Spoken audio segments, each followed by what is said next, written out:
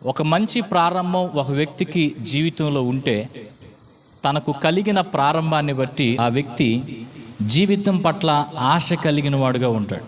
అంటే భవిష్యత్తు గురించి తనకెన్నో ఆశలు ఉంటాయి. ఈరోజు నేను ఈ విధంగా కొన్ని సంపాదించుకోగలిగాను, కొన్ని పోగేసుకోగలిగాను, ఇంత మటుకి నా జీవితం చాలా బాగుంది, ఈరోజు ఇంతవరకు నేను ఇలా చేయగలిగాను కనుక భవిష్యత్తులో ఇంకా ఎంతో మంచిగా ఉండగలుగుతాను అని ఇప్పుడు తన జీవితము మంచిగా ఉన్న విధానాన్ని బట్టి భవిష్యత్తు గురించినటువంటి ఆశలు కలిగి ఒక మనిషి జీవించేటువంటి వాడుగా ఉంటాడు. అందరి జీవితాలు ఈ విధంగా ఉండవు, కొంతమంది జీవితాలు దీనికి భిన్నంగా ఉంటాయి. అంటే ప్రస్తుతము వారి జీవితము నష్టాల బాట వెళుతూ ఉంటుంది, కష్టాల బాటన వారి జీవితం వెళుతూ ఉంటుంది. మంచి అనుకోవటానికి కానీ సంతోషించటానికి కానీ ఒక్క సందర్భమైన లేనటువంటి విధానంలో మనుషుల జీవితం, కొంతమంది వ్యక్తుల జీవితం అనేది సాగుతూ ఉంటుంది. అయితే అలాంటి వారు భవిష్యత్తు గురించి ఏం ఆలోచిస్తారు? నా భవిష్యత్తు మారిద్ది అని అనుకుంటారా? నా భవిష్యత్తులో నాకు ఇంకా గొప్పవి కలుగుతాయి అని అనుకుంటారా? ఈ కష్టాలు ఇప్పుడు ఈ విధంగా నా జీవితాన్ని దుర్భరంగా మార్చేశాయి, నేను రోజు రోజుకి అన్నీ పోగొట్టుకుంటున్నాను, కూడబెట్టుకుంటుందంటూ ఏదీ లేదు, అన్నిటినీ నేను నష్టపోయేటువంటి విధానంలోనే నా జీవితం సాగుతుంది అని ఆలోచించే వ్యక్తి భవిష్యత్తుని గురించి, ఇలాంటి దుర్దశలో ఉన్నటువంటి వ్యక్తి భవిష్యత్తుని గురించి ఒక రకమైన అంధకార భావాన్ని కలిగి ఉంటాడు. ఒక రకమైన అంధకార భావాన్ని కలిగి ఉంటాడు. అంటే నాకు భవిష్యత్తు వెలుగుమయంగా ఉంటుంది అని అనుకోడు, నాకు భవిష్యత్తు మేలుకరంగా ఉంటుంది అని అనుకోడు. తన జీవితంలో ఇప్పుడున్న ఈ యొక్క విధానాన్ని బట్టి ఇంకొక 5 సంవత్సరాలు లేదా ఇంకొక 2-3 సంవత్సరాలు నేను ఇలాగే కొనసాగితే నా జీవితం సున్నాకు వచ్చేసిద్ది, నా ప్రాణమే పోయే పరిస్థితిలో నేను ఉండాల్సిన విధానాలు ఏర్పడతాయి అని భవిష్యత్తుని గురించి అంధకారమని భావిస్తూ నిరాశలో బ్రతికేటువంటి వ్యక్తులుగా కొంతమంది యొక్క జీవితాలు ఉంటూ ఉంటాయి. అయితే దేవుని వాక్యం ఈరోజు మనకు బోధించేది ఏంటంటే, పరిశుద్ధ గ్రంథం ఈరోజు మనకు తెలియజేసే విషయం ఏంటంటే, దుర్దశలో మనం ఉన్నప్పటికీ, దుర్దశను మనము అనుభవిస్తున్నటువంటి వారంగా ఉన్నప్పటికీ మన జీవితాల్లో మనము నిరీక్షణ కోల్పోకూడదు. దుర్దశలో మనం ఉన్నప్పటికీ, దుర్దశను మన జీవితంలో మనము అనుభవిస్తున్నప్పటికీ నిరీక్షణ కోల్పోకూడదు. ఎందుకు నిరీక్షణ కోల్పోకూడదు? ఎందుకొరకు నేను నిరీక్షించాలి, దేని కొరకు నేను నిరీక్షణ కలిగి ఉండాలి అని మీరు అడిగితే, దుర్దశను అనుభవిస్తున్నటువంటి యోబు తనకు కలిగిన దుర్దశను బట్టి నిరీక్షణ కలిగి ఉండే విధానాన్ని గురించి కొన్ని విషయాలు మనకి ఈరోజు ఈ యోబు గ్రంథం 14వ అధ్యాయం ద్వారా ఆయన తెలియజేయటానికి ఇష్టపడుతున్నాడు. అందరం శ్రద్ధగా ఆలకించే ప్రయత్నం చేద్దాం. యోబును గురించి కొన్ని పరిచయ మాటలు మొదటిసారి ఒకవేళ యోబు గ్రంథం గురించి వింటున్న వారికి చెప్పాలి అని అంటే, యోబు అనేటువంటి ఆయన గొప్ప ఆస్తిపరుడు. ఆయనకున్నటువంటి ఆస్తి, ఆయనకున్నటువంటి కుటుంబం, ఆయనకున్న మంచి పేరు, భక్తిగల జీవిత విధానం, ఆయన జీవితంలో ఆయనకి తలెత్తినటువంటి కష్టాలు, వీటన్నిటిని గురించి యోబు గ్రంథం 1-2 అధ్యాయాల్లో రాయబడ్డాయి. యోబు గ్రంథం 1-2 అధ్యాయాల్లో యోబును గూర్చినటువంటి పరిచయం, ఆయనను గురించిన మంచి, ఆయనకు కలిగినటువంటి ఉన్నతమైన దశ, ఉన్నతమైన స్థితి, అంతేకాకుండా ఆయన యొక్క జీవితంలో ఆయన ఎదుర్కొన్న దుర్దశ, 2 విషయాలు కూడా మొదటి 2 అధ్యాయాల్లో చెప్పబడ్డాయి. ఎలాంటి దుర్దశ యోబుకు ఏర్పడింది అంటే, ఆయన తన జీవితంలో కోట్లాధికారి అయినప్పటికీ, కోట్ల ఆస్తి కలిగిన వాడు అయినప్పటికీ ఒక్క రోజులోనే ఆ ఆస్తిని అంతటిని పోగొట్టుకున్నాడు. మీకు అర్థమయ్యేటట్టుగా ఈరోజు పరిభాషలో చెప్పాలి అంటే 400 కోట్ల రూపాయల ఆస్తిని ఒకే రోజు పోగొట్టుకున్నాడు. 400 కోట్ల రూపాయల ఆస్తిని ఒకే రోజు పోగొట్టుకున్నాడు. 10 మంది పిల్లలు యోబుకున్నారు, 7 కుమారులు 3 కుమార్తెలు. 7 కుమారులు 3 కుమార్తెలు కూడా ఒకే రోజు మరణించారు. అది కాక తన శరీరము రోగాన బారిన పడింది, తన శరీరం అంతా కురుపులు వచ్చేసినాయి. ఇప్పుడు ఇంటికి దూరంగా ఒక రారాజులాగా బ్రతికినటువంటి వ్యక్తి ఇంటికి దూరంగా చెత్త పారబోసేటువంటి స్థలములో కూర్చొని తన ఒళ్ళంతా కూడా జిలక్కిపోతూ ఉంటే, దురద పుడుతూ ఉంటే బూడిదలో కూర్చొని ఒక చిల్లపెంకు తీసుకొని తన యొక్క శరీరాన్ని గోక్కుంటూ ఉన్నటువంటి సందర్భంలో యోబుకు కలిగిన శ్రమలను గురించి, కష్టాలను గురించి తెలుసుకున్నటువంటి యోబు యొక్క స్నేహితులు యోబును వెతుక్కుంటూ వచ్చారు. వెతుక్కుంటూ వచ్చి యోబు స్థితిగతులను చూసి అసలు ఈ మనిషి యోబేనా అని అంటూ, ఇంతకుముందు వారు చూసిన యోబును ఇప్పుడు వారు కల్లారా చూస్తున్నటువంటి యోబును పోల్చుకోలేక 7 రోజుల పాటు మౌనంగా ఉన్నారు. 7 రోజుల పాటు మౌనంగా ఉన్న తర్వాత వారి యొక్క మౌనాన్ని ఛేదిస్తూ మొట్టమొదటిసారిగా యోబు నోరు తెరిచి మాట్లాడాడు. యోబు మాట్లాడినటువంటి మాటలు 3వ అధ్యాయంలో మనకు కనబడతాయి. యోబు మాట్లాడినటువంటి మాటలు ఏంటంటే, నేను ఎందుకు పుట్టాను, పుట్టుకలోనే నేను ఎందుకు చనిపోలేదు, ఇన్ని కష్టాలు పడే కంటే చావటం మేలు కదా, నా జీవితము ఇన్ని కష్టాలు చూస్తున్నప్పటికీ నేను ఇంకా ఎందుకు బ్రతుకున్నాను అని తన యొక్క జీవితం గురించి ఆయన బాధపడుతూ మాట్లాడాడు. దానికి యోబు యొక్క స్నేహితులుగా ఉన్నటువంటి వారిలో ఒక ఆయన సమాధానం ఇచ్చాడు. ఆయన పేరు ఎలీఫజు అనేటువంటి ఆయన చెప్పిన సమాధానము యోబు గ్రంథం 4-5 అధ్యాయాల్లో మనకు కనబడుతుంది. 4-5 అధ్యాయాల్లో ఎలీఫజు చెప్పిన సమాధానం ఏంటంటే, యోబు, నువ్వు చాలామందికి చాలా విషయాలు చెప్పావు, ఇలా ఉండాలి అలా ఉండాలని ఎన్నో విషయాలు బోధించావు, కానీ కష్టాలు నీ జీవితంలోకి వచ్చేసరికి నువ్వు చేసిన బోధ అంతా మర్చిపోయావు, నీ బోధ నీకు నువ్వు అన్వయించుకోలేకపోయావు అంటూ మాట్లాడడం మొదలుపెట్టి, ప్రతి మనిషి కూడా తన జీవితంలో ఏది విత్తుతాడో అదే కోస్తాడు, నువ్వు పాపాన్ని విత్తావు, చెడ్డ జీవితాన్ని జీవించావు, అందుకే నీకు ఈ కష్టాలు వచ్చాయి అని అన్నాడు. అంతేకాకుండా 5వ అధ్యాయానికి వచ్చినప్పుడు, ఇప్పటికైనా పర్వాలేదు, దేవుని ముఖం చూడు, దేవుని వైపు తిరుగు, దేవుణ్ణి ఆశ్రయించు, నీ పాపాన్ని ఒప్పుకో, దేవుడు నిన్ను క్షమిస్తాడు, నీ జీవితాన్ని పునరుద్ధరిస్తాడు అని చెప్పాడు. దానికి యోబు సమాధానం ఇస్తూ 6వ అధ్యాయంలో, నా బాధను మీరు అర్థం చేసుకోండి, నా చెప్పులో మీ కాళ్ళు కొద్దిసేపు పెట్టుకోండి, నేను ఎంత బరువును అనుభవిస్తున్నానో, మోస్తున్నానో, ఎంత బాధను నేను అనుభవిస్తున్నానో గ్రహించే ప్రయత్నం చేయండి అని చెప్పి తన యొక్క బాధను అర్థం చేసుకోమని తన స్నేహితులను వేడుకున్నాడు. అంతేకాకుండా 7వ అధ్యాయానికి వచ్చినప్పుడు దేవునికి ప్రార్థన చేశాడు. తనెంత భారంగా ఆ పరిస్థితులను అనుభవిస్తున్నాడో వాటన్నిటిని బట్టి దేవునికి ఆయన విన్నపం చేసుకున్నవాడుగా ఉన్నాడు.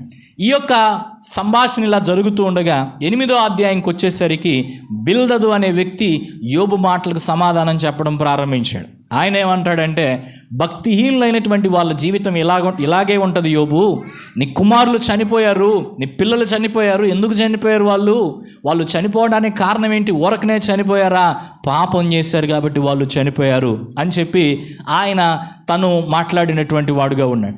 దానికి యోబు సమాధానం ఇస్తూ 9-10 అధ్యాయాల్లో, నేను దేవునితో పోరాటం చేయలేను, నేను దేవునికి నేను సమాధానం చెప్పలేను, నా జీవితంలో ఏం జరుగుతుందో నాకు అర్థం కావట్లేదు అంటూ కొన్ని ఫిర్యాదులు యోబు చేసిన వాడుగా ఉన్నాడు. యోబు చేసిన ఫిర్యాదులకు మరొక స్నేహితుడు సమాధానం ఇస్తూ జోఫరు అనే వ్యక్తి 11వ అధ్యాయంలో మాట్లాడాడు. 11వ అధ్యాయంలో జోఫర్ అనేటువంటి వ్యక్తి మాట్లాడుతూ 3 నేరాలు యోబు మీద మోపాడు. అదేంటంటే, నువ్వు పాపం చేశావు అని అన్నాడు, రెండవదిగా నీకు దేవుని గురించి సరైన జ్ఞానం లేదు అని అన్నాడు, మూడవదిగా నీ పాపం విషయంలో నువ్వు మొండిగా ఉన్నావు, పశ్చాత్తాపడట్లేదు అని చెప్పాడు. దానికి మరలా యోబు సమాధానమిస్తూ 12వ అధ్యాయంలో, మీ అందరికంటే నాకు దేవుని గురించి ఎక్కువగానే జ్ఞానం ఉంది, మీకు ఎంత తెలుసో నాకు కూడా అంతే తెలుసు అని యోబు సమాధానం ఇచ్చాడు. 13వ అధ్యాయానికి వచ్చినప్పుడు యోబు తన యొక్క నిర్దోషత్వాన్ని, దేవుని పట్ల తనకున్న విశ్వాసాన్ని తెలియపరిచాడు. అయితే ఇప్పుడు జోఫర్కి ఇచ్చే సమాధానంలో 3వ అంశం మిగిలింది. జోఫర్కి ఇచ్చే సమాధానంలో 3వ అంశం ఏంటంటే, నీ పాపాల విషయంలో నువ్వు మొండిగా ఉండొద్దు, నీ పాపాన్ని నువ్వు ఒప్పుకుంటే దేవుడు నీ పాపాన్ని క్షమించి నీ జీవితాన్ని పునరుద్ధరిస్తాడు అని చెప్పి నిరీక్షణ కలిగించే కొన్ని మాటలు జోఫర్ చెప్పినప్పటికీ యోబు యొక్క అధ్యాయంలో తన హోప్లెస్ సిచ్యువేషన్ గురించి ఆయన మాట్లాడాడు. అంటే నిరాశాజనకంగా తన పరిస్థితి ఎలాగుందో, నిరీక్షణ లేని విధానంలో తాను ఎలా ఉన్నాడో అనే విషయాలను ఈ యొక్క అధ్యాయంలో ఆయన పంచుకున్నవాడుగా ఉన్నాడు. ఈ 14వ అధ్యాయం మీకు అర్థం కావాలి అంటే మొదటి 13 అధ్యాయాలు మీకు తెలియాలి కాబట్టి త్వరగా దాన్ని మీకు అందించే ప్రయత్నం చేశాను. కంటిన్యూస్గా ఒక అధ్యాయం కూడా మిస్ అవ్వకుండా ఎవరైతే విన్నారో వాళ్ళకి సంపూర్ణమైనటువంటి అవగాహన ఉంటుంది. మిగతా వాళ్ళకి అవగాహన లేదు కాబట్టి మీకు ఆ విషయాలు తెలియపరిచాను. 14వ అధ్యాయం 1వ వచనం, స్త్రీ కనిన నరుడు కొద్ది దినముల వాడై మిక్కిలి బాధ నొందును. మనిషి యొక్క జీవితం భూమి మీద కొద్ది కాలమే. ఎవరెవరు ఎంతకాలం బ్రతకాలనుకున్నా మనిషి యొక్క జీవితం భూమి మీద కొద్ది కాలమే. అయితే ఈ కొద్ది కాలం కూడా ఎలా ఉంటుంది? మనిషి యొక్క జీవితం ఈ కొద్ది కాలం కూడా బాధతో ఉన్నది అని ఆయన తెలియపరుస్తున్నాడు. మిక్కిలి బాధపడుతూ మనిషి తన యొక్క జీవితాన్ని జీవించేటువంటి వాడుగా ఉన్నాడని యోబు మాట్లాడుతూ మనిషి జీవితాన్ని రకరకాలైన విధానాల్లో ఆయన పోల్చాడు. 2వ వచనం చూడండి, పువ్వు వికసించినట్లు వాడు పెరిగి వాడిపోవును. పువ్వు వికసించినట్లు వాడు పెరిగి వాడిపోవును అంటే ఏంటి అర్థం? పువ్వు ఎప్పుడు వికసిస్తుంది? కొన్ని పువ్వులు చూడండి ఉదయాన్నే వికసిస్తాయి, సాయంత్రానికల్లా వాడిపోతాయి. మనుషుని యొక్క జీవితం కూడా ఒక పువ్వు లాంటిది అంటున్నాడు యోబు. మనిషి జీవితాన్ని పువ్వుతో యోబు ఇక్కడ పోల్చిన వాడిగా ఉన్నాడు. తర్వాత నీడ కనబడకపోవునట్లు వాడు నిలువక పారిపోవును. నీడ కనబడంది ఎప్పుడు? ఇప్పుడు కనపడిద్ది నీడ, ఎండ వస్తుంది కాబట్టి. ఉదయాన్నే నీడ కనపడుతుందా? సాయంత్రం నీడ కనపడుతుందా? రాత్రిపూట నీడ కనపడుతుందా? లైట్ వేసుకోకపోతే. లైట్ వేసుకుంటే కనపడిద్ది నీడ, కానీ లైట్ వేసుకోకపోతే నీడ కనపడుతుందా? నీడ ఉండేది కొద్ది కాలమే, అది దాని భావం. పువ్వు యొక్క జీవితం కొద్ది కాలమే, నీడ యొక్క జీవితము కొద్ది కాలమే. మనిషి యొక్క జీవితం కూడా భూమి మీద కొద్ది కాలమే. అందుకే ఒక భక్తుడు ప్రేమను గురించి పాట రాస్తూ మనుషుల యొక్క ప్రేమలను రకరకాలైన అంశాలతో పోల్చాడు. వాటిల్లో ఈ పువ్వుతోనూ, తర్వాత నీడతోనూ, తర్వాత నూనెతోనూ, తర్వాత కళ, ఈ 4టితో మనుషుల యొక్క ప్రేమను ఆయన పోల్చాడు. ఏ విధంగా ఆ ప్రేమను పోల్చాడంటే మీకు ఒక చిన్న జ్ఞాపకం లాగా చెప్పాలంటే, తల్లిదండ్రుల ప్రేమ నీడవలే గతించును. ఏంటంట? తల్లిదండ్రుల ప్రేమ నీడవలే గతించును,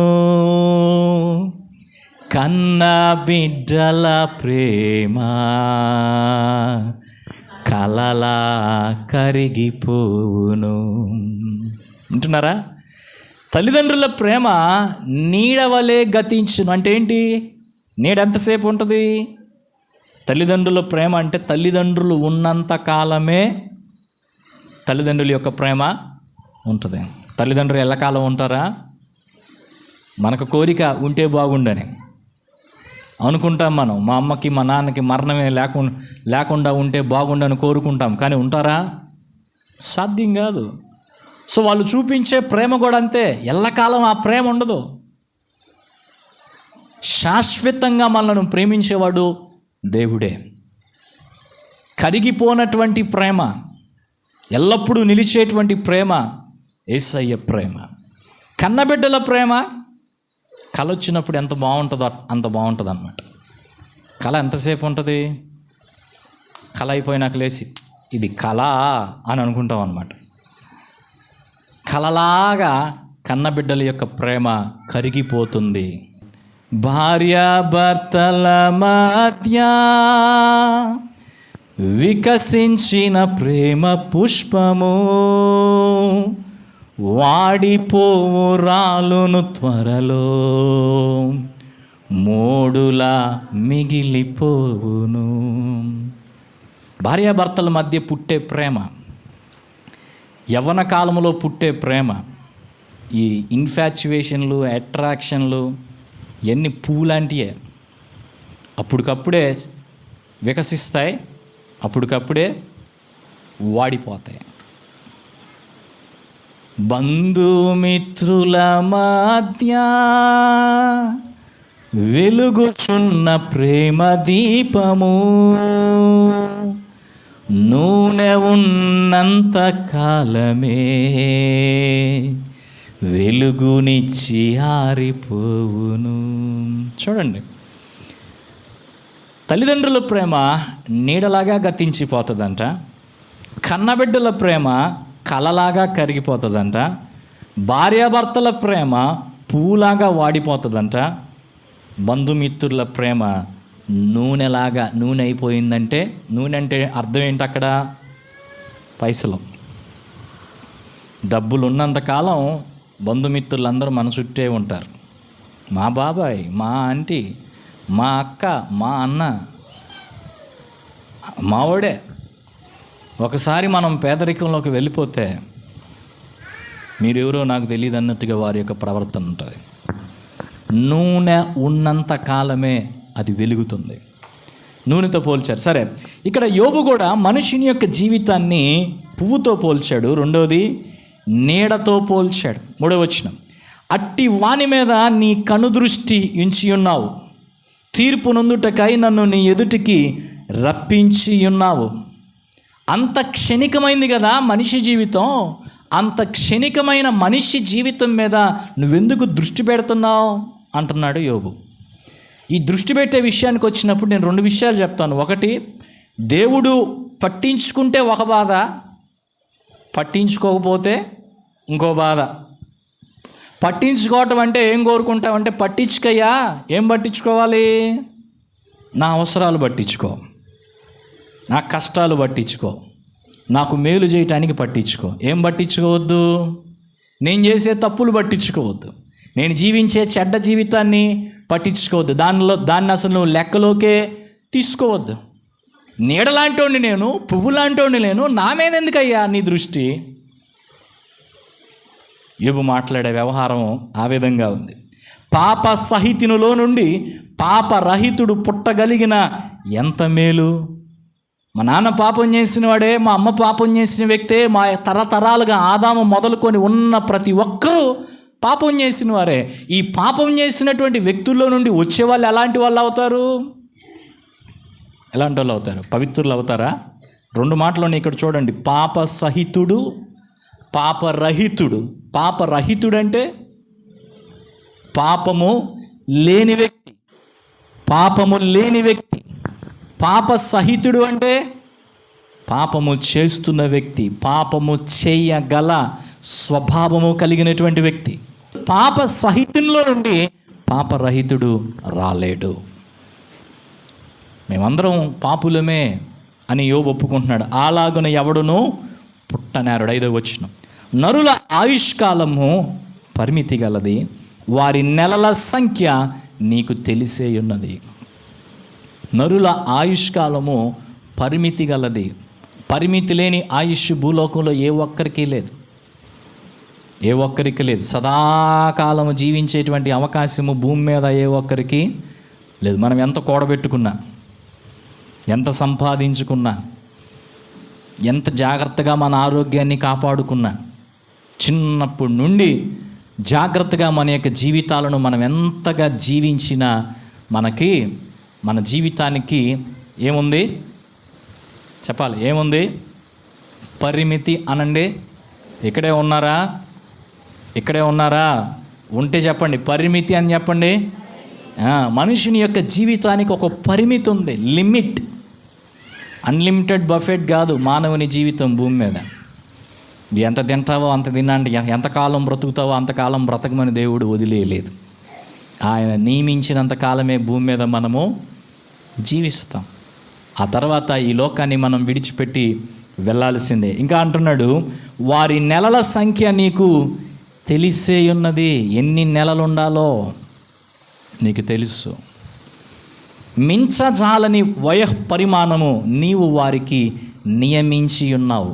మించజాలని అంటే మించజాలని ఒక లిమిట్ పెట్టి ఇన్ని సంవత్సరాలు ఈ వ్యక్తి ఈ లోకంలో బ్రతకాలి అని దేవుడు నియమించి ఉన్నాడు. సూసైడ్ చేసుకుంటే తప్ప. సూసైడ్ అనేది బుద్ధిహీనమైన చర్య. సూసైడ్ అంటే అర్థమైందా మీకు అందరికీ? ఆత్మహత్య.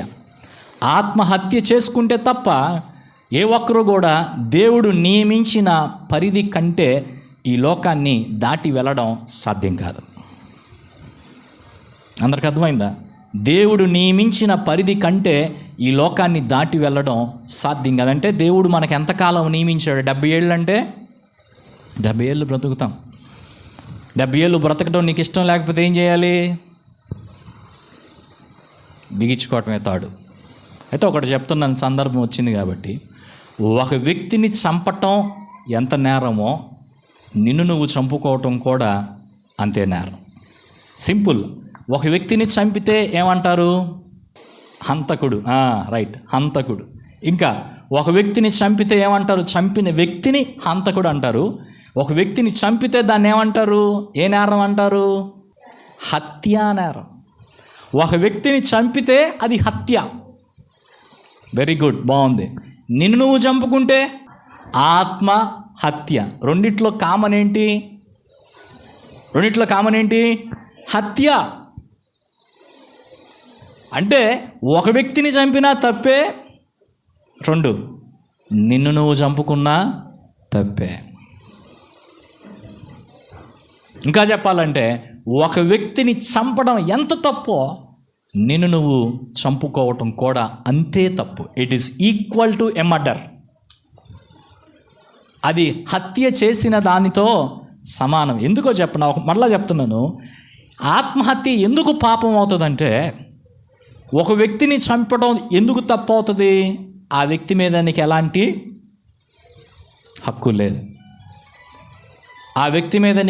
హక్కు లేదు.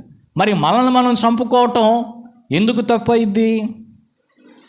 మనము మన సొత్తు కాదు. ఈ మాట చదవండి, కొరింథీయులకు రాయబడిన 1 పత్రిక 6వ అధ్యాయం 19వ వచనం. మీ దేహము, నా దేహము, మన దేహము దేవుని వలన మనకు అనుగ్రహింపబడి, ఇది నల్లగా ఉన్నా, తెల్లగా ఉన్నా, లావుగా ఉన్నా, పొట్టిగా ఉన్నా, సన్నగా ఉన్నా, ఎర్రగా ఉన్నా, ఎట్టున్నా, ఈ దేహము ఎవరి వలన? దేవుని వలన మనకు అనుగ్రహించబడింది. ఈ దేహాన్ని మనకిచ్చిన వాడు దేవుడే. అది అర్థం చేసుకోవాలి. కాబట్టి ఈ దేహం మంచిదా చెడ్డదా? మంచిది అన్నోళ్ళు చేయి చూపించండి. దేహం మంచిది. ఒరే సరే, దేహం చెడ్డది అన్నోళ్ళు చేయి చూపించండి. పనికి మాలిందయ్యా ఈ శరీరం అన్నోళ్ళు చేయి చూపించండి. మీరు దేనికి ఎత్తరా? మహా తెలివైన వాళ్ళు అనుకోవాలి మిమ్మల్ని. శరీరం మంచిదా చెడ్డదా? Question mark. ఇప్పుడు మంచిదే, శరీరము మంచిదే. గుర్తుపెట్టుకోండి, దేవుడు అనుగ్రహించిన ప్రతి ఒక్కటి మంచిదే. ఈ దేహం ఎవరి ద్వారా ఇవ్వబడింది? దేవుని ద్వారా ఇవ్వబడింది. ఈ దేహము దేవుని ద్వారా ఇవ్వబడ్డప్పుడు దేవుడు ఈ దేహాన్ని మనకు ఎలా ఇచ్చాడు? మంచిగానే ఇచ్చాడు, చెడ్డగా ఇవ్వలా. దేహం చెడ్డది కాదు. దేహంలోకి నువ్వేం తీసుకొస్తావో దాన్ని బట్టి ఇది చెడ్డగానో ఇంకొక రకంగానో మారిపోద్ది, వేరే సంగతి. రైట్, ఇక్కడ నాకు కావాల్సిన పాయింట్ ఏంటంటే, ఈ దేహము దేవుని వలన అనుగ్రహింపబడి మీలోనున్న పరిశుద్ధాత్మకు ఆలయమై ఉన్నదని మీరు ఎరుగరా? నెక్స్ట్ మాట, మీరు మీ సొత్తు కారు. మీరు మీ సొత్తు కారు. ఎవరు మనలో ఎవరు కూడా మనము మన సొత్తు కాదు. మనం విలువ పెట్టి కొనబడిన వారు. అసలు దేవుడు మనల్ని పుట్టించినప్పుడే మనం ఎవరి సొత్తు? దేవుని సొత్తు. మన పిల్లలు మన సొత్తు కాదు, అసలు మనం మన సొత్తు కాదు. ఏ హక్కు ఉంది నా పిల్లడు నా ఇష్టం, నేను కొట్టుకుంటాను చంపుకుంటాను అంటానికి? ఏ హక్కు ఉంది నా ఒళ్ళు నా ఇష్టం నేనేమైనా చేసుకుంటాను అంటానికి? నా ఒళ్ళు నా ఇష్టం అని అనుకుంటూ నేను ఏది కావాలంటే అది తింటాను, ఏది కావాలంటే అది దాగుతాను అని అంటానికి అవకాశం ఉందా? లేదు. ఇక్కడ రాసాడు ఈ మాట ప్రకారం చూస్తే, ఈ దేహము దేవుని వలన అనుగ్రహింపబడి మీలోనున్న పరిశుద్ధాత్మకు ఆలయమై ఉంది. ఇది అర్థమైతే చాలు. ఈ దేహం దేవునికి ఆలయమై ఉంది అన్నప్పుడు ఈ దేహంలోనికి ఏం తీసుకురావాలో, ఈ దేహంతో ఏం చెయ్యాలో ఏం చేయకూడదో ఒక స్పష్టత వస్తుంది మీకు. కొన్నిసార్లు ఈ మాట అంటాం మనం, చర్చిలోకి వచ్చిన తర్వాత ఎవరైనా అబద్ధం ఆడారనుకో ఏమంటాం? చర్చిలోకి వచ్చి అబద్ధం ఆడతావా కదా పెద్ద కేసు అనమాట. అయితే చర్చిలోకి వచ్చి అబద్ధం ఆడతావా అని గట్టిగా మాట్లాడే వీళ్ళందరూ ఆలోచించాల్సిన విషయం ఏంటంటే, ఈ దేహం ఈ దేహము ఒక దేవాలయం. ఇప్పుడు దేవాలయంలోనికి వచ్చి అబద్ధం ఆడతావా అంటున్నావే, మరి ఈ దేవాలయంతో ఏమైనా చేస్తావా? ఈ చర్చ్ అంటే ఇదే మీకు చాలా మందికి తెలిసింది. ఇదేంది మరి? ఇదే అసలు చర్చి. ఇది తర్వాత కొసర చర్చ్ అనుకోండి. మొదటి దేవాలయం ఇది. దేవుడు ఉండాలనుకుంటుంది ఇది. దేవుడు ఎందుకు మన యొక్క ఈ దేహాన్ని దేవుడు నిర్మించాడు? ఇంకా చెప్పాలంటే ఆయన ఉండటానికి కట్టుకున్న ఇల్లు ఇది. అందరికి అర్థమైందా? ఆయన ఉండటానికి కట్టుకున్న ఇల్లు ఏంటి? ఈ శరీరం.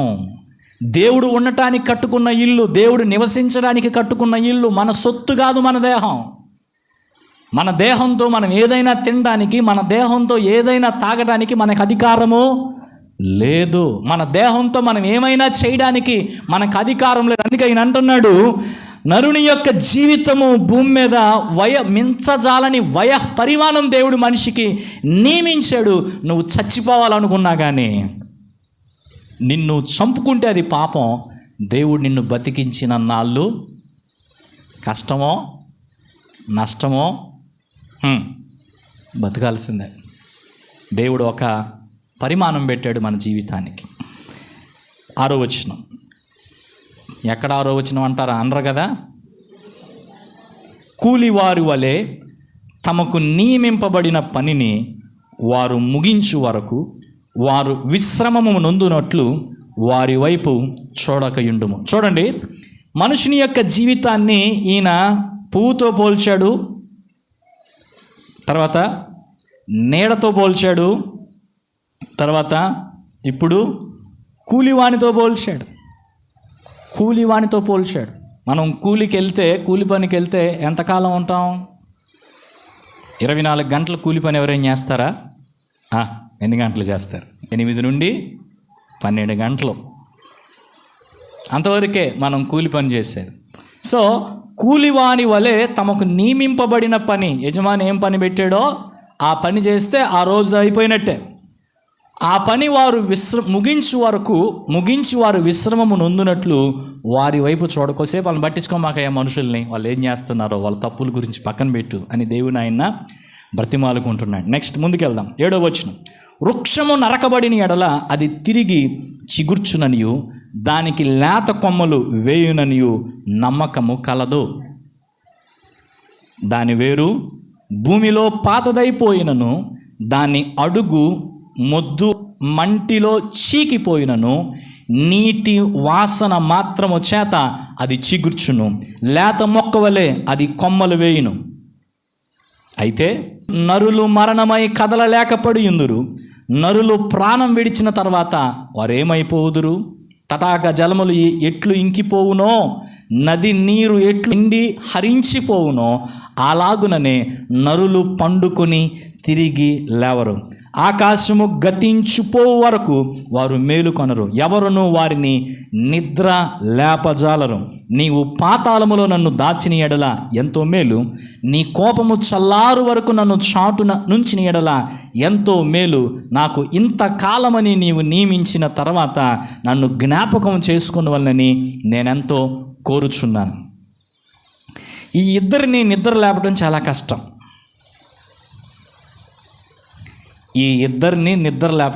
కష్టం. ఎవరా ఇద్దరు? నిద్ర నటించేవాళ్ళు, వీళ్ళని నిద్ర లేపలేం.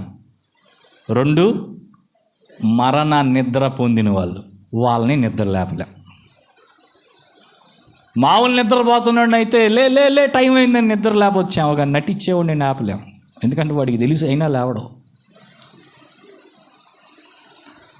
2 నిజంగానే ప్రాణం కోల్పోయినటువంటి వ్యక్తిని మనము అదిలించిన తిరగేసిన బాల్లేసిన ఆ వ్యక్తి మరలా తిరిగి లేచే పరిస్థితి లేదు. ఇక్కడ మనం అర్థం చేసుకోవాల్సిన ఒక విషయం ఏంటంటే, ఎందుకు నేను నిరీక్షించాలి? 3 విషయాలు చెప్తాను నేను. 1, మానవ జీవితము వృక్షము వంటిది. అందరూ చెప్పండి, మానవ జీవితము వృక్షము వంటిది. మానవ జీవితాన్ని ఆయన పువ్వుతో పోల్చాడు, 2 నీడతో పోల్చాడు, 3 కూలివాని యొక్క కూలితోనూ ఆ కూలివానితోనూ పోల్చాడు.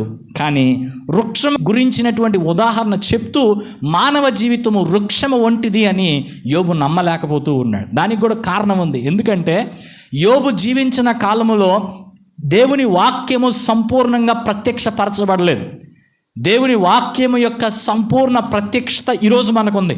యోబుకు క్రొత్త నిబంధన లేదు, యోబుకు దానియేలు గ్రంథం లేదు, యోబుకు కీర్తనల గ్రంథం లేదు, యోబుకు బైబిల్లో ఉన్నటువంటి పాత నిబంధనలో చాలా పుస్తకాలు లేవు. చాలామంది ప్రవక్తలు రాసినటువంటి విషయాలు యోబుకు తెలియదు. అందుకే యోబు యొక్క కాలంలో జీవించినటువంటి వారు ఏమనుకునే వాళ్ళంటే, మనిషి చనిపోతే ఇంక అయిపోయినట్టే జీవితం, మనిషి చనిపోతే ఇంక జీవితం ముగించబడ్డట్టే అని భావించేవాళ్ళు. అంటే మనిషికి పునరుద్ధానం ఉందన్నటువంటి సంగతి వారు నమ్మడం సాధ్యం కాలేదు. ఆ రోజుల్లో వారు ఆ విధంగా నమ్మలేకపోయారు. యోబు కూడా ఈ అధ్యాయంలో మనం చదివితే పునరుద్ధానం ఉందన్న సంగతి యోబు నమ్మడం లేదు. ఇంకో రకంగా చెప్పాలంటే తర్వాత అధ్యాయాల్లో 19వ అధ్యాయంకి వచ్చినప్పుడు చెప్తాను, అక్కడ పునరుద్ధానాన్ని గురించి తనకు ఉన్నటువంటి విశ్వాసాన్ని వ్యక్తపరిచాడు. కానీ ఇక్కడ మాత్రము పునరుద్ధానాన్ని గురించినటువంటి నమ్మకము లేనట్టుగా యోబు మాట్లాడుతున్నాడు. సో వృక్షము నరకబడితే చిగురు పెడుతుంది, వృక్షము నరకబడితే తిరిగి చిగురు పెడుతుంది. వృక్షానికి చావు లేదు అనాలేమో, అంతేగా. దాని వేరుతో సహా పీకేస్తే వేరే సంగతి, కానీ దాన్ని నరికేసినప్పుడు మరలా అది చిగురిస్తుంది. దానికి ఏం చెప్పాడు? దాని వేరు భూమిలో పాతదైపోయినను, దాని అడుగు మొద్దు మంటిలో చీకిపోయినను, నీటి వాసన తగిలితే చాలు, నీటి వాసన తగిలితే చాలు అది చిగురు పెడుతుంది. లేత మొక్క వలె మరలా కొమ్మలు దానికి వస్తాయి. అయితే మానవ జీవితం ఇలా లేదు కదా అనుకుంటున్నాడు యోబు. మానవ జీవితం ఇలా లేదు కదా అని అనుకుంటున్నాడు. అందుకే అంటున్నాడు, నరులు మరణమై ఇక కదలలేకుండా ఉంటారు. ప్రాణం విడిచిన తర్వాత వాళ్ళు ఏమైపోతారు? ఏం జరిగిద్ది మనిషికి? తటాక జలాలు ఎలా ఇంకిపోతాయో, నీరు ఎట్లా ఎండిపోతుందో, అలాగనే మనుషులు పడుకొని అట్టాగే పడుకుంటారు. ఎన్నిసార్లు మనం కింద దింపినా పైకి లేపి నానా అమ్మ అని ఎన్నిసార్లు పిలిచినా కానీ వారు ఆ నిద్రించిన స్థితి నుండి, మరణించిన స్థితి నుండి తిరిగి లేవటం అనేది సాధ్యం కాదు. ఆకాశం గతించిపోయేదాకా వాళ్ళు మేలు కొనరు, ఎవరిని వాళ్ళు నిద్ర లేపలేరు. అంటే యోబుకున్న అభిప్రాయం ఏంటి ఇక్కడ? మనిషి చనిపోతే ఇంకంతే. కానీ అది వాస్తవం కాదు. మనిషి జీవితము వృక్షము వంటిది. మనిషి జీవితము వృక్షము వంటిది అంటే అర్థం ఏంటి? వృక్షము ఏ విధంగా నరకబడిన తర్వాత చిగురిస్తుందో, మనిషి కూడా చనిపోయిన తర్వాత మరలా తిరిగి పైకి లేస్తాడు. 13వ వచనం చూడండి, కొంచెం అర్థం చేసుకోవాల్సిన విషయాలు ఉన్నాయి ఇక్కడ. నీవు పాతాళములో నన్ను దాచిన ఎడల ఎంతో మేలు, నీ కోపము చల్లారు వరకు నన్ను చాటున నుంచిన ఎడల ఎంతో మేలు. నాకు ఇంతకాలమని నీవు నియమించి తర్వాత నన్ను జ్ఞాపకం చేసుకుని వాళ్ళని నేను ఎంతో కోరుచున్నాను. చూడండి, యోబు తాను దాచబడాలని కోరుతున్నాడు.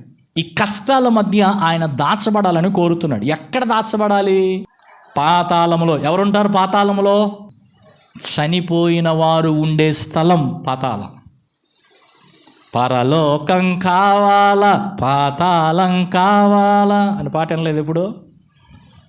ఎవరు వెళ్తారు పాతాళానికి? ఎవరు వెళ్తారు పరలోకానికి? ప్రభువునందు విశ్వాసం ఉంచినటువంటి వారు పరలోకానికి వెళ్తారు. పాతాళములో భద్రపరచబడతారు. నిత్యమైనటువంటి శిక్ష నొందుటకు నియమించబడినటువంటి వారు ప్రభు అయిన యేసుక్రీస్తు వారి యొక్క రాకడ కొరకు ఆ శిక్ష వారికి ఆరంభమయ్యే దినము వరకు పాతాళములో వారు భద్రపరచబడతారు. సరే, సింపుల్గా గుర్తుంచుకోవాల్సిన విషయం ఏంటంటే, యూదులకున్న నమ్మకం ఏంటంటే పాతాళం అనేది చనిపోయినటువంటి వారు ఉండే స్థలం. పాతాళం అనేది చనిపోయిన వారు ఉండే స్థలం. ఇప్పుడు యోబు ఏం కోరుకుంటున్నాడు? కాసేపు నాకు ఈ శ్రమల నుండి విశ్రాంతి కావాలి, నన్ను పాతాళంలో దాచిపెట్టు, అంటే నన్ను చంపేయి.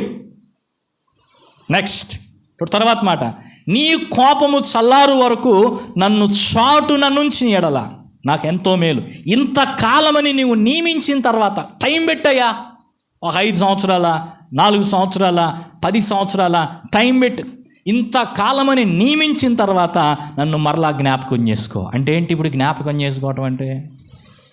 నన్ను మరలా బ్రతికించి భూమి మీదకి తీసుకురా. ఎందుకు యోబు ఇది కోరుకుంటున్నాడంటే, ఇప్పుడు ఏ నోరైతే నాకు వ్యతిరేకంగా మాట్లాడుతుందో, ఏ నోరైతే నన్ను కించపరిచి చూస్తుందో, ఎవరెవరైతే నా గురించి ఇష్టానుసారంగా మాట్లాడుతున్నారో వాళ్ళందరికీ నన్ను నేను నిరూపించుకోవాలి. ఇట్లా నేను నిరూపించుకోలేను. నా జీవితం ద్వారా ఇప్పుడున్న పరిస్థితిలో ఇంకా నాకు మంచి రోజులు వస్తాయన్న ఆలోచన నాకు లేదు.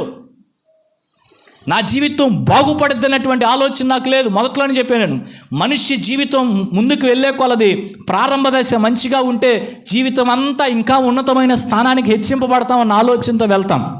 కానీ మొదటి అడుగులే సరిగ్గా పడకపోతూ ఉంటే, రోజు రోజుకి నష్టాలు చూస్తూ ఉంటే, దిగజారిపోయే పరిస్థితి ఉంటే, ఇంకొంచెం పోయేసరికి మొత్తం పోగొట్టుకుంటామనేటువంటి భావంలోకి, నిరాశాజనకమైన పరిస్థితుల్లోనికి మనుషులు వెళ్ళిపోతారు. యోబు కూడా అదే భావిస్తున్నాడు. నా స్థితి మారదనిపిస్తుంది, నాకు జీవితం మీద ఆశ లేదు నాకు. అయితే ఇట్లాగే నన్ను ప్రాణం కోల్పోయిన ఇబ్బంది లేదు, కానీ నేను మరలా తిరిగి లేవాలి, అందరికీ నన్ను నేను కనబరుచుకోవాలి అనేటువంటి ఆశ ఆయన కలిగి ఉన్నాడు. కానీ యోబుకు అసలు సంగతి తెలియదు. ఏంటది? మనుషులకు పునరుద్ధానము ఉందన్న సంగతి. మనుషులకు పునరుద్ధానం ఉందన్న సంగతి అంటే, ఇప్పుడు ఒక చెట్టు కొట్టివేయబడిన తర్వాత అది మరలా ఎలా చిగుర్చి పైకి వస్తుందో, మానవ జీవితం కూడా అంతే. కాబట్టి ప్రభు అయిన యేసుక్రీస్తు వారి మూలంగా ఆయన తిరిగి లేచిన వాడుగా ఉన్నాడు కనుక మనము దేవుని యందు విశ్వాసం ఉంచి ఈ జీవితంలో నిరీక్షణ కలిగి ముందుకు సాగాల్సి ఉంది. ఇంకొక మాట చూడండి, 14వ వచనం, మరణం అయిన తర్వాత నరులు బ్రతుకుదురా? సమాధానం ఏంటి? Yes or no? ఇక్కడున్న సమాధానం ప్రకారం చూస్తే మరణమైన తర్వాత నరులు బ్రతుకుదురా, వీటిని ఏమంటారంటే సమాధానం అవసరం లేని ప్రశ్నలు. ఇవి రిటారికల్ క్వశ్చన్స్ అంటారు. అంటే ప్రశ్నలోనే సమాధానం ఉంటుంది. ఇక్కడ ఒక మాట ఉంటుంది చూడండి, నా మాట అగ్ని వంటిది కాదా, బండను బద్దలు చేయు సుత్తె వంటిది కాదా అంటే కాదనే అవుననే. అది అగ్ని వంటిది కాదా అంటే అవును అగ్ని వంటిదే. సుత్తె వంటిది కాదా అంటే అవును సుత్తె వంటిదే. ఇక్కడ మరణమైన తర్వాత నరులు బ్రతుకుదురా అంటే అర్థం బ్రతుకుతారనే బ్రతకరు. యోబు యొక్క మాటల ప్రకారం బ్రతకరు, అది అక్కడ అర్థం. ఇంకా అంటున్నాడు అలాగుండిని ఎడల అంటే ఎలాగుండిని ఎడల, ఒకవేళ మరణమైన తర్వాత మనిషి తిరిగి బ్రతికే అవకాశం ఉంటే, నాకు విడుదల కలుగు వరకు నా యుద్ధ దినములన్నీ నేను కనిపెట్టి యుందును. నేను చచ్చిపోయే వరకు నాకు ఎన్ని కష్టాలు వచ్చినా అన్ని కష్టాల్లో నేను కనిపెట్టుకొని కూర్చుంటాను. ఎందుకు? నేను చచ్చిపోయినా కానీ మరలా తిరిగి బ్రతుకుతాను కాబట్టి చెప్తున్నాడు యోబు. ఆ మాటలు అర్థం చేసుకోండి. అలాగుండిని ఎడల నీవు పిలిచేదవు, నేను నీకు ప్రత్యుత్తరం ఇచ్చేదను. నీ హస్తకృత్యము ఎడల నీకు ఇష్టము కలుగును. ఎలాగుండిని ఎడల మరణము తర్వాత మరలా బ్రతికే అవకాశం ఉంటే. అయితే ఇప్పుడు నా అడుగు జాడలను లెక్క పెట్టుచున్నావు, నా పాపమును సహింపలేకయున్నావు. 17 నా అతిక్రమము సంచిలో ముద్రింపబడి ఉన్నది, నేను చేసిన దోషమును భద్రముగా ఉంచి ఉన్నావు. 18 పర్వతమైనను పడిపోయి నాశనమగును, కొండ అయినను దాని స్థానము తప్పును, జలము రాళ్లను అరగదీయును, దాని ప్రవాహములు భూమి యొక్క ధూళిని కొట్టుకొని పోవును. నీవైతే నరుల ఆశను భంగపరుచుచున్నావు. నరుల ఆశను భంగపరుచుచున్నావు అంటే అర్థం ఏంటి? మనుషులకు ఉండేటువంటి ఆశ, మనుషులకి జీవితం పైన ఉండేటువంటి నిరీక్షణ లేకుండా చేస్తున్నాయి. ఇక్కడ చూడాల్సిన మాటలు కొన్ని ఉన్నాయి. పర్వతమైనను పడిపోయి నాశనమైపోయిద్దంట. ఒక పెద్ద పర్వతం కదిలించబడిద్దా? ఎందుకు కొండల్లో దాక్కుంటారు పోయి? దేవుడిని ఎందుకు కొండతో పోలుస్తారు? నా కొండ నీవే, నా కోట నీవే, నా కన్నీ నీవేలే యేసయ్యా యేసయ్యా. ఎందుకు యేసయ్యను కొండ అంటున్నారు? ఎందుకు యేసయ్యను కోట అంటున్నారు? ఏంది భావం ఏంది? ఈడ కొండనెవరు చెప్పాలి? కొండనెవరు కదిలించలేరు. కోటలోకి అంత త్వరగా శత్రువులు రాలేరు. అందుకే అవి భద్రతనిచ్చేవిగా ఉంటాయి. కానీ యోబు అంటున్నాడు, పర్వతమైనను పడిపోయి నాశనమగును. అంటే స్థిరముగా ఉన్నటువంటి ఒక వ్యక్తి కదిలించబడతాడు. మరణం ఆ వ్యక్తికి ఉంది. నెక్స్ట్, కొండ అయినను దాని స్థానము తప్పుతుంది. జలములు రాళ్లను అరగదీయును. ఒక ఎత్తు నుంచి ఒక కొంతకాలం పాటు నీళ్లు పోసే వాళ్ళంగా ఉంటే రాళ్ళు ఏమవుతాయి చూసారా ఎప్పుడైనా మీరు? ఇప్పుడు కొండల్లో కొన్నిసార్లు ఎవరూ చెక్కకుండానే కొన్ని ఆకారాలు ఏర్పడతాయి. ఎలా ఏర్పడి ఉంటాయి ఆ ఆకారాలు? అక్కడ ప్రవహించిన నీటి ప్రవాహాన్ని బట్టి ఆ ఆకారాలు ఏర్పడతాయి. మన ఇంటి దగ్గర కూడా అంతే. ఒక నాపరాయి వేసి అదే నాపరాయి మీద కొన్ని రోజులు, కొన్ని నెలలు నీళ్లు పోస్తూ ఉండండి, ఏమైద్ది? సొట్టబడిద్దేమో అంతవరకు. ఎగతాలు కదా, నిజంగా చెప్తున్నా. సొట్టబడిద్ది. కొన్నాళ్ళకి అది ఏమైద్ది? అరిగిపోద్ది. ఇంకొన్నాళ్ళకి పగిలిపోద్ది, విరిగిపోద్ది. జలములు రాళ్లను అరగదీయును, దాని ప్రవాహములు భూమి ధూళిని కొట్టును. నీవైతే నరుల ఆశను భంగపరుచుచున్నావు. మనుషులకి ఆశ లేకుండా చేస్తున్నావు. రెండవ మాట ఏంటంటే, ఒకటి, మనిషి జీవితము వృక్షం లాంటిది అన్నాను. కాబట్టి జీవితం పట్ల ఆశాభావం కలిగి ఉండాలి, నిరీక్షణ కలిగి ఉండాలి. నా జీవితం వ్యర్థమని భావించొద్దు, పరిస్థితులు మారవని భావించొద్దు.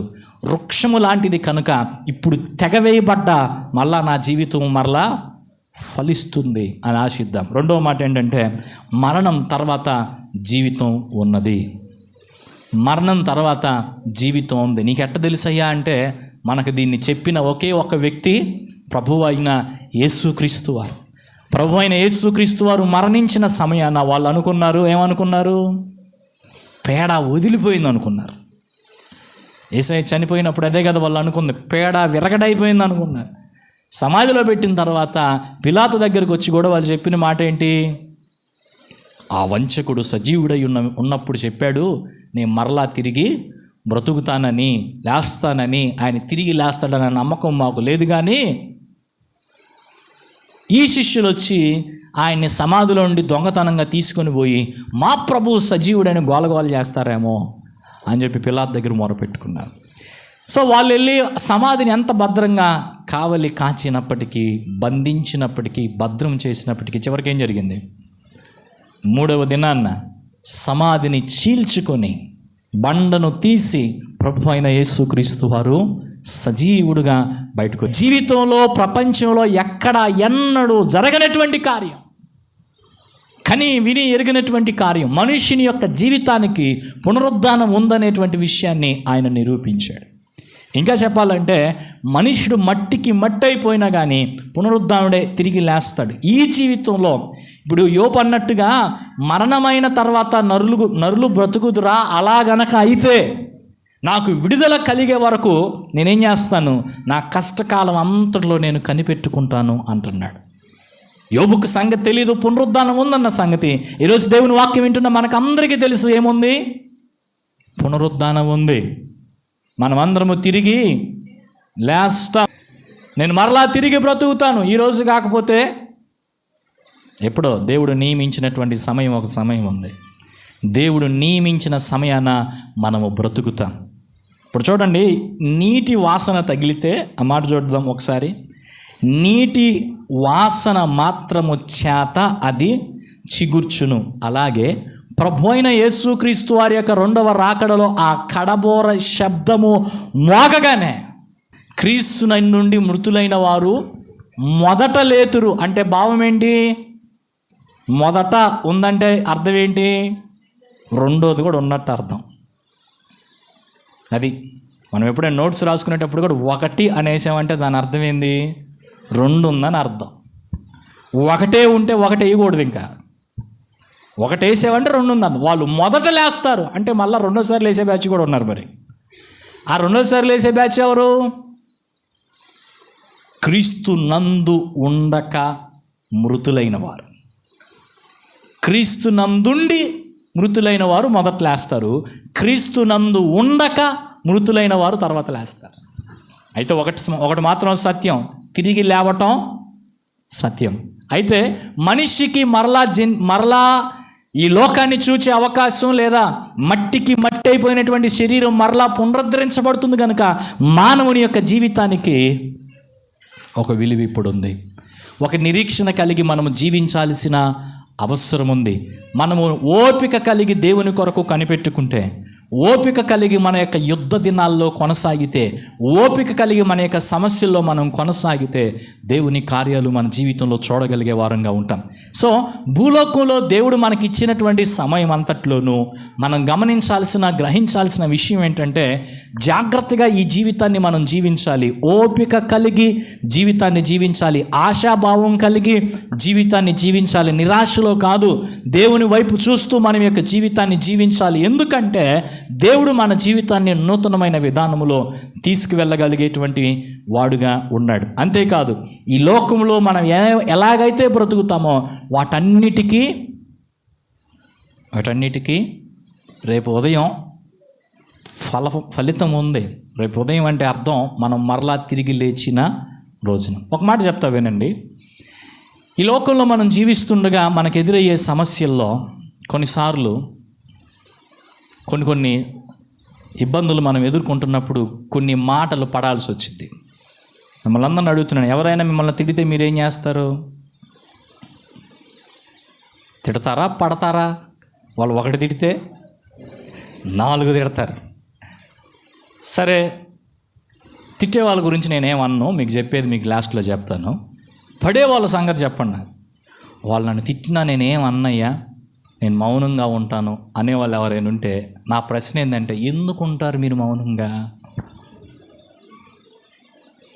మీకు తిట్టడం చేతగాకనా? మీ నోటికి బూతులు రాకనా? వాళ్ళని తిడితే ఇంకా మళ్ళీ 4 ఎక్స్ట్రా తిడతారేమో అన్న భయంతో ఎందుకు నోరు మూసుకొని ఉంటున్నారు మీరు? దాని పక్కన పెట్టండి. మందిరానికి వస్తున్నారు యవనస్తులందరూ కూడా ఆలోచన చేయండి. యవన కాలంలో ఈ టైంలో రాజకీయాలంటూ, సినిమాలంటూ, షికార్లంటూ వ్యర్థమైన వాటన్నిటికీ సండే ఈజ్ ఏ హోలీడే అంటాం కన్నా హాలిడే అనుకొని యువత అంతా బ్రతుకుతుండగా మీరెందుకు చర్చిలో ఉన్నారు? మీరెందుకు మందిరంలో ఉన్నారు? మీరెందుకు దేవుని సన్నిధికి వచ్చారు? వాళ్ళలాగా ఉండటం మీకు చేత కదా? వాళ్ళలాంటి కోరికలు మీకు లేవా? వాళ్ళలాంటి ఆలోచనలు మీకు లేవా? Then why are you living in this way? మీరు ఎందుకు ఇలా బ్రతుకుతున్నారు?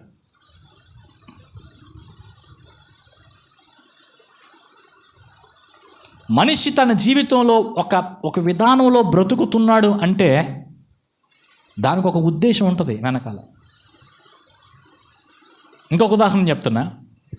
2 వ్యక్తులకి సమానంగా డబ్బులు వచ్చినాయి. చెరో 1 లక్ష రూపాయలు వచ్చినాయి. గ్రూప్లో లోన్ వచ్చింది అనుకుందాం.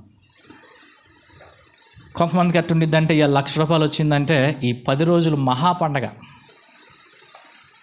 రోజుకి 10,000 లెక్క ఖర్చు పెడతాడనమాట. కొంతమంది వ్యవహారం ఎలా ఉంటుందంటే, కొన్ని రూపాయలు డబ్బులు దొరికితే దేనికో దానికి ఖర్చు పెట్టేస్తూ ఉంటారు. అదో ఒక రకం. రెండో రకం, 1 లక్ష రూపాయలు దొరికితే వీటిని చాలా జాగ్రత్తగా ఖర్చు పెడతారు. వాళ్ళు మనుషుల చేత ఏమనిపించుకుంటారే, పిసనారోళ్ళు అనిపించుకుంటారు. నా ప్రశ్న ఒక్కటే, ఇతనెందుకు ధారాళంగా ఉన్నాడు, అతనెందుకు పిసనారోడుగా ఉన్నాడు? సింపుల్. పిసనారితనంగా ఏ వ్యక్తి అయితే ఉన్నాడో ఆ పిసనారితనంగా ఉన్నటువంటి వ్యక్తికి ఒక ప్లాన్ ఉంది, అందుకే ఆయన పిసనారోడిగా ఉన్నాడు. ఈ లోకంలో ఇందాక నేను అడిగిన ప్రశ్నలన్నిటికీ ఒకటే సమాధానం. తిడితే తిట్టకుండా ఎందుకు పడుతున్నావు? లోకాన్నంతా పులుంకోకుండా ప్రత్యేకంగా పవిత్రంగా ఎందుకు బ్రతుకుతున్నావు? నిందలు మీదకు వచ్చినప్పటికీ, అబద్ధంగా చెడ్డ మాటలు మనుషుల్ని గురించి మాట్లాడుతున్నప్పటికీ మౌనంగా వాటిని ఎందుకు భరిస్తున్నావు?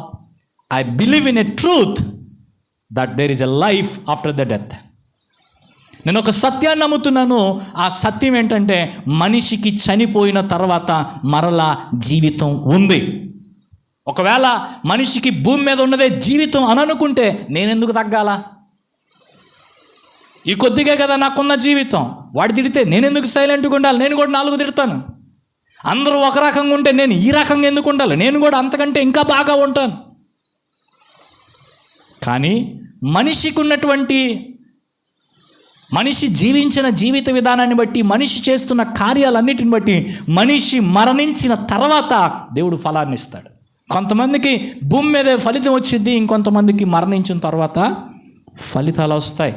అయితే మరణించిన తర్వాత రాబోయేటువంటి ఆ ఫలితాల కోసమే యేసయ్య చెప్పాడు, నా నిమిత్తము జనులు మిమ్మును నిందించి, హింసించి, అబద్ధముగా చెడ్డ మాటలెల్లా పలుకున్నప్పుడు మీరు ధన్యులు.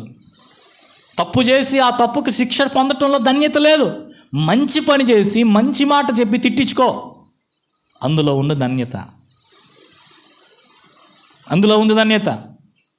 ఎక్కడున్న ధన్యత? భూమి మీద ఉండకపోవచ్చు, అందరు నిన్ను ఇంకొక రకంగా చూడొచ్చు. మంచి చేసుకోడు, చూడరా పాపం ఎట్ట అయిపోయిందో అని సపరించవచ్చు చాలామంది నిన్ను చూసి. కానీ పరలోకమందుకు ఆయన ఉన్నాడు.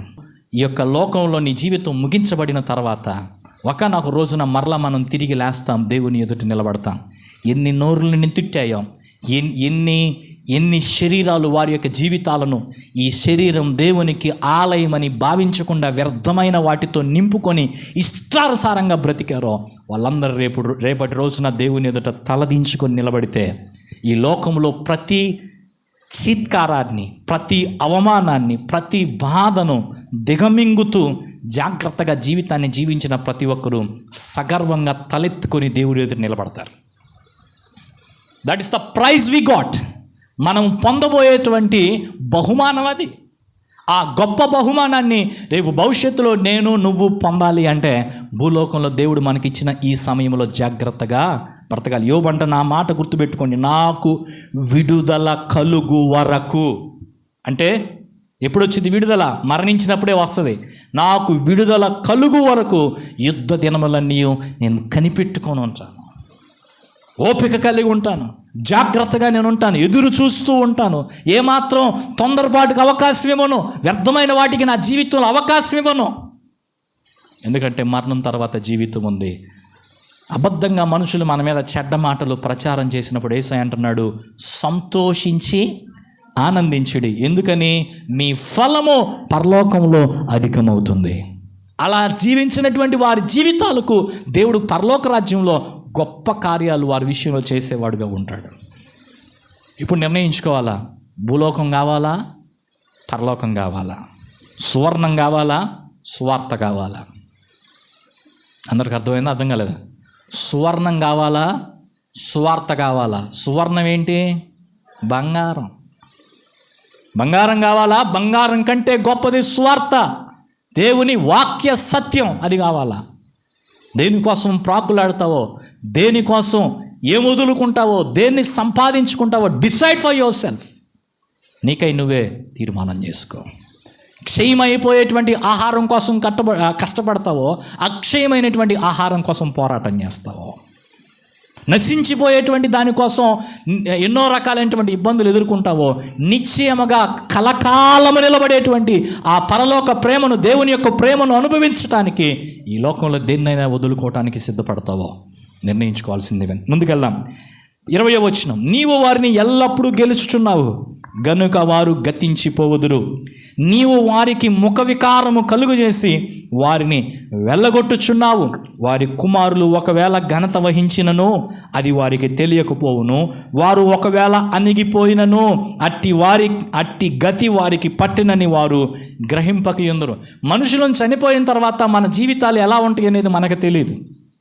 ముఖ్యంగా మన పిల్లల పరిస్థితి ఏంటనేది మనకు తెలియదు. భూలోకంలో ఉన్నంత కాలమే వాళ్ళు ఎలా ఉంటారో ఏంటో కళ్ళారా చూస్తాం. మనం చనిపోయిన తర్వాత ఆ పిల్లలు ఎలా ఉంటారో మనకు తెలుసా? ఇక్కడ రాశాడు చూడండి, వారి కుమారులు ఘనత వహించినను వాళ్ళకి తెలియదు. నెక్స్ట్, వారు ఒకవేళ అణిగిపోయినను అది కూడా వాళ్ళకి తెలియదు. 22, తమ మట్టుకు తామే శరీరమునందు నొప్పి నొందుదురు, తమ మట్టుకు తామే ప్రాణమునందు దుఃఖపడుదురు. భవిష్యత్తు ఏం జరిగిద్దో మనకు తెలియదు. ఇప్పుడే మనం భవిష్యత్తును అంతా భుజాన్ని వేసుకొని, మనలో చాలామందిని చేసేది అదే, నేను లేకపోతే నా పిల్లలు ఎట్టా, నా కుటుంబం ఎట్టా, నా భార్య ఎట్టా, నా భర్త ఎట్టా అని ఈ రోజు నుంచి ఏడుస్తూ కూర్చుంటారు. నువ్వుంటే నువ్వు ఒక్కదానివే మోస్తున్నావా? నువ్వుంటే నువ్వు ఒక్కడివే మోస్తున్నావా? ఆకాశమా ఆలకించుము, భూమి చెవియొగ్గుము. నేను పిల్లలను పెంచి పెద్దవారినిగా చేసి తిని. పిల్లలను పెంచేవాడు దేవుడు. నీ భారము యెహోవా మీద మోపుము, ఆయనే నిన్ను ఆదుకొనమనే వాగ్దానం ఉంటే ఎందుకు నీ భుజాన్ని పెట్టుకుంటావు? ఓరక తీసుకొచ్చి దేవుని భుజాన్ని పెట్టు, దేవుని మీద మోపు. మన యొక్క భవిష్యత్తు అనేది దేవుని చేతిలో పెడదాం. ఇది నిరీక్షణ కలిగి ఉండటం అంటే. మానవ జీవితం వృక్షం లాంటిది. మరణం తర్వాత జీవితం ఉంది కాబట్టి నిరీక్షణ కలిగి ఉందాం. మూడవదిగా, నిరీక్షణ కలిగిన వారు ఏం చేస్తారు? మన యొక్క భవిష్యత్తు దేవుని చేతిలో పెడతారు. వారి భవిష్యత్తును దేవుని చేతిలో పెడతారు. అయ్యా నువ్వే చూసుకో, నేను మాత్రం నీ మీద విశ్వాసం ఉంచి నీ యందు నిరీక్షణ కలిగి వేటి గురించి నేను ఆలోచించకుండా నీ మీద ఆనుకుని నేను ముందుకెళ్తాను. నన్ను పుట్టించిన దేవుడు, నన్ను బ్రతికిస్తున్న దేవుడు, నన్ను పోషిస్తున్న దేవుడు, నన్ను ఇంతవరకు నడిపిస్తున్న దేవుడు, నా కుటుంబాన్ని పోషించవా? నా పిల్లల సంగతి చూసుకోవా? నా తర్వాత వారి సంగతి చూసుకోవా? అందరి గురించి శ్రద్ధ తీసుకోవా? ఎందుకు విశ్వాసం లేకుండా ఉంటాం? విశ్వాసంతో మనం జీవించాలి. మన భవిష్యత్తు దేవుని చేతిలో పెట్టాలి. ఏం జరిగిద్దో మనకు తెలియదు కనుక ఏం జరిగినా దేవుడే అని దేవుని చేతిలోకి అప్పగిస్తారు నిరీక్షణ కలిగిన వారు. దేవుని కొరకు నిరీక్షించటం అంటే, నిరీక్షణ కలిగి జీవించటం అంటే ఇది. నీ భవిష్యత్తు దేవుని చేతిలో పెట్టడం. చాలా సమస్యలకి కారణం భవిష్యత్తుని గురించిన ఆలోచనలే. బైబిల్ చెప్తుంది, ఏనాటి కీడు ఆనాటికే చాలు. చింతించకండి అని యేసయ్య చెప్తూ చాలా చెప్పాడు. ఏమి తిందుమా, ఏమి తాగుదుమా, ఏమి ధరించుకుందుమా అని మీ దేహమును గూర్చి అయినను మీ ప్రాణమును గూర్చి అయినను చింతించొద్దు. ఎక్కడుందామా? ఇంకా అందులో చెప్తూ చివరికి వచ్చి ఏమంటాడంటే, రేపటి దినమును గూర్చి చింతించకండి. ఎందుకని? ఏనాటి కీడు ఆనాటికే చాలు. ఈరోజు సంగతి ఈరోజు చూసుకో. దేవుడు ఈరోజు నీకు ఇచ్చాడు బహుమానంగా. ఈరోజు ఎలా బ్రతకాలి, ఈరోజు దేవుణ్ణి ఎలా సంతోషపరచాలి, ఈరోజు దేవునికి ఎలా ఇష్టంగా జీవించాలి అని ఈరోజు గురించి ఆలోచన చేయి. రేపటి సంగతే దేవుడి చేతిలో పెట్టు. అలాగని లెక్క లేకుండా బ్రతకటం కాదు, కానీ విశ్వాసంతో బ్రతికేటువంటి వారంగా ఉండాలి. దేవుడిస్తున్న ప్రతి దానిలో మనం సంతోషిస్తూ కృతజ్ఞత కలిగి జీవించే వారమై ఉండాలి. సో గుర్తుంచుకుందాం, మానవ జీవితం 3 మాటలు చెప్పండి, ప్రార్థన చేసుకుందాం. మానవ జీవితం వృక్షము లాంటిది, అది మళ్ళా చిగురిస్తుంది. 2, మరణం తర్వాత జీవితం ఉంది. యోబు అంటున్నాడు, బ్రతుకుదురా అంటున్నాడు. ఆన్సర్ ఏంటంటే ఎస్, బ్రతుకుతాం కాబట్టి జాగ్రత్తగా బ్రతుకుదాం, జాగ్రత్తగా జీవిద్దాం, మంచి నిర్ణయాలు చేస్తూ జీవిద్దాం, మంచిగా సాక్ష్యాన్ని కాపాడుకుంటూ జీవిద్దాం. 3వది, నిరీక్షణ కలిగిన వారు ఏం చేస్తారు? వారి భవిష్యత్తును దేవుని చేతిలో అప్పగిస్తారు. మోకరిద్దాం, కళ్ళు మూసుకుందాం, మన జీవితాన్ని దేవుని చేతిలో అప్పగించుకుందాం. పరిశుద్ధుడైన తండ్రి, మా ఎదుటికి మీరు తీసుకొచ్చిన వాక్య సత్యాల కొరకు వందనాలు.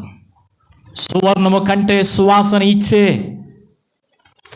నీ స్వార్థ మా ఎదుటికి మీరు తీసుకొచ్చినందుకు వందనాలు. మా జీవితాలను మరొకసారి నీ వాక్యం చేత పలకరించినందుకు వందనాలు. నిరాశలో ఉన్నటువంటి ప్రతి వ్యక్తికి ఆశను మీరు కల్పించండి. మానవ జీవితం వృక్షము వంటిదని, మరలా దేవుడు దాన్ని చిగురింపజేస్తాడని ఆలోచన పుట్టించండి. వారి యొక్క జీవితాల్లో మరణం తర్వాత జీవం ఉందని, జీవితం ఉందని ఆలోచన కలిగి మరణము వరకు వారు ఎదుర్కొంటున్న ప్రతి పరిస్థితిలో కనిపెట్టుకొని జీవించే జీవితం, ఓపికగా జీవించే జీవితం, నిన్ను విడిచిపెట్టని జీవితం, ప్రతి శ్రమను ఆనందంగా భావించి జీవించే జీవితం కలిగి ఉండునట్లు సహాయం చేయండి.